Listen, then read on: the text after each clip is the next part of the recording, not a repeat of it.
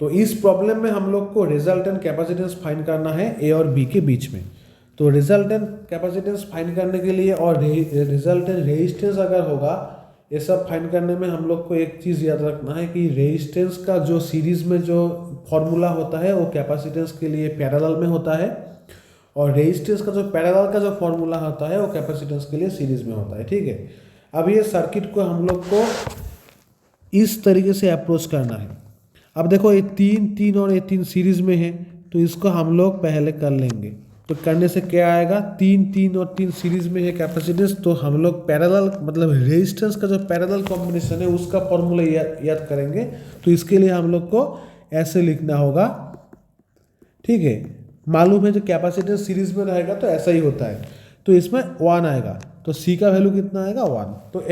तो ए सी हम लोग क्या करते हैं, इसको C1 नाम देते हैं। ठीक है, तो C1 हम लोग को 1 आ गया। तो अभी सर्किट कैसा होगा, अभी सर्किट ऐसा होगा, ए पॉइंट और ए कैपेसिटेंस ए है और ये बी पॉइंट कैपेसिटेंस ए है, और इसमें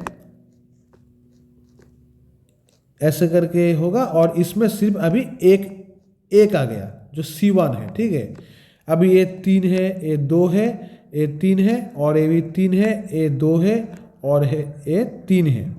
ठीक है, और अभी ये हम लोग जो C1 निकाले वो यहाँ पर आ जाएगा, और ए पॉइंट है और बी पॉइंट है। ठीक है, तो ठीक है, तो अभी हम लोग को A2 को रिजॉल्व करना है।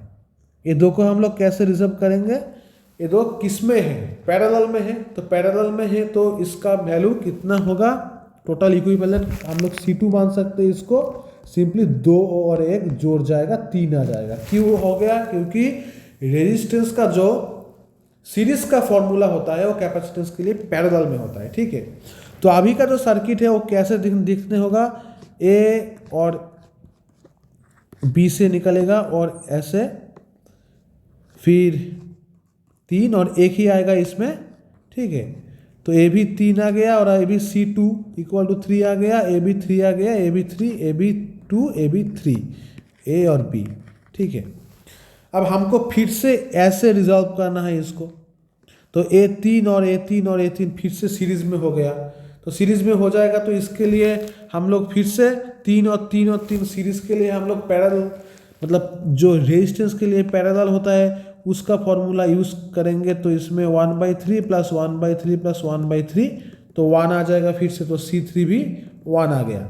तो C3 मतलब ये तीनों का इक्विवेलेंट कैपेसिटेंस। तो अभी सर्किट कैसे दिखने होगा, ए और बी, और इधर 3 रहेगा, इधर 2 रहेगा, और इधर सिंपली 1 रहेगा, जो मैंने अभी अभी कैलकुलेट किया, C3 = 1। इधर 2, इधर 3, इधर 3। ठीक है, तो अभी फिर से 2 और 1 कैपेसिटेंस 1, इसको रिजॉल्व करना है हमको। ये 2 पैरेलल में है, तो इसको आपस में जोड़ के हम लोग क्या बोल सकते हैं, C4 = 2 + 1 = 3। तो फिर से लास्ट में क्या आ जाएगा, 3, और इसमें एक 3 आ जाएगा, और इसमें एक 3 तो है ही। तो ए और बी, तो ये 3 को हम लोग सीरीज में है, तो हम लोग मतलब पैरेलल का जो कॉम्बिनेशन है उसको याद करेंगे। तो C5 मतलब हमारा लास्ट में जो फाइनल कैपेसिटेंस आएगा, तो हम लोग को CF भी लिख सकते हैं। तो सीरीज में है तो हम लोग पैरेलल का जो फॉर्मूला है वो यूज़ करके हम लोग ये 1 आ जाएगा। तो C5 कितना आएगा, 1।